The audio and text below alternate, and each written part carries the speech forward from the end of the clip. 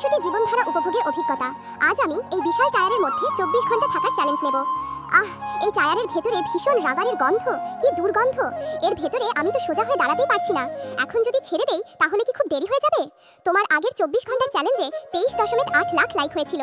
এবার আমি তোমার জন্য ইচ্ছাকৃতভাবে কঠিন একটা বেছে নিয়েছি। উফ, তোমরা খুব নিষ্ঠুর।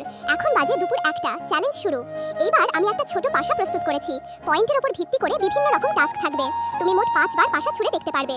আমি ঝুঁকি নিচ্ছি না, একটি মাদুর চাই।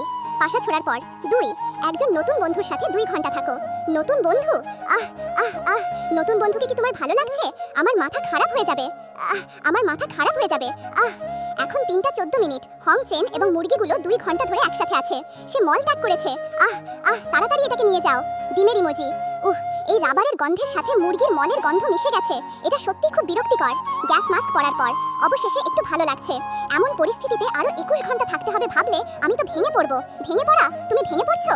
না, আমি পারছি না। আমি দম বন্ধ হয়ে মারা যাবো প্রায়। রাত হয়ে যাবার পর চারদিক অন্ধকার হয়ে গেছে। অন্ধকারে খুব ঠান্ডা লাগছে। আমরা ভেতরে চলে যাই। এখন আমি দ্বিতীয়বার পাশা ছুটতে প্রস্তুত। আমি বিশ্বাস করি না। পাশা ছোড়ার পর 3, ইউনিফর্ম পরে 3 ঘন্টা থাকো। না, বেশি কিছু করতে হবে না। তোমরা যদি এই ছবিটিকে ভালোবাসো তাহলে লাইক, সাবস্ক্রাইব করুন।